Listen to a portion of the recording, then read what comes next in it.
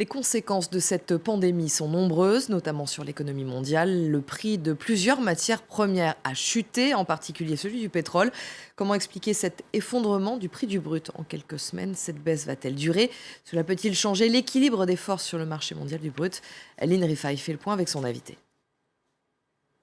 Depuis le début de la pandémie de coronavirus et le coup de frein porté à l'activité économique en Chine puis dans le reste du monde, les prix de l'or noir ont connu une chute vertigineuse. Le baril de pétrole américain est même passé brièvement sous la barre des 20 dollars en début de semaine, ce qui représente un plus bas depuis 2002. Une situation qui s'explique à la fois par une forte baisse de la demande et une offre toujours abondante, comme nous l'explique François-Xavier Chauchat, économiste à Dorval Asset Management. Il n'y a pas de miracle avec une demande qui s'écroule dans le monde, à peu près 25% à court terme, 5% en année pleine, c'est-à-dire que c'est plus qu'en 2009, la grande récession. Évidemment, ça a un impact très négatif sur les cours. Il faut aussi avoir en tête que le secteur des transports terrestres et aériens compte pour 56% de la demande de pétrole. Donc vous imaginez bien le choc que vit le secteur. Mais il y a aussi un effet d'offre qui est dû à une guerre des prix entre l'Arabie saoudite et la Russie suite à un désaccord sur le maintien de prix du pétrole et donc de production à un niveau qui permet un prix du pétrole autour de 30-40 dollars.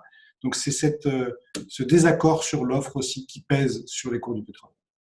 Alors doit-on s'attendre à une baisse encore plus importante des prix de l'or noir? Pas forcément selon François-Xavier Chauchat, puisque la reprise serait déjà là en Chine. En revanche, certains petits producteurs pourraient ne pas survivre à cette crise. Écoutez. Les choses vont tellement vite qu'il est difficile de répondre. La reprise économique a déjà commencé en Chine, alors que ce pays inquiétait tout le monde il y a encore un mois et demi. Et la Chine consomme 15% du pétrole mondial, c'est le deuxième consommateur après les États-Unis qui sont à 20%. Les États-Unis et l'Europe sont toujours dans des semaines de confinement qui vont se poursuivre, mais la reprise économique, qui est le scénario le plus crédible, sauf bien sûr si le virus continue à nous jouer des tours, cette reprise devrait aussi arriver en Europe, aux États-Unis cet été, et s'accélérer fortement en 2021 avec toutes les mesures qui ont été prises. Donc ça suggère que le plus bas du prix du pétrole est proche. D'ailleurs, le prix du Brent, c'est le pétrole de la mer du Nord, qui est aujourd'hui autour de 20-23 dollars, eh bien, quand on regarde le contrat à terme, dans un an, il est à 40 dollars. Donc le prix d'équilibre à terme est plutôt autour de 40.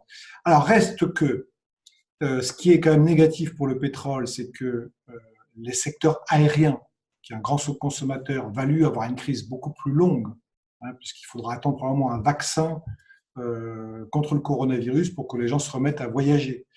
Donc ça, c'est quand même un choc important. Du coup, c'est une mauvaise nouvelle si le prix du pétrole reste en dessous de 30-40 dollars pendant plusieurs mois. C'est une très mauvaise nouvelle, surtout pour les producteurs qui produisent les plus chers, c'est-à-dire les coûts d'extraction aux États-Unis sont probablement autour de 50-60 dollars le baril dans le pétrole de schiste. Et donc, ce sont les pétroliers américains qui vont le plus souffrir. Ils ont déjà eu une première crise en 2015, il y a eu un contre-choc pétrolier. Là, c'est une deuxième crise qui va rationaliser le secteur avec beaucoup de faillites de petits acteurs.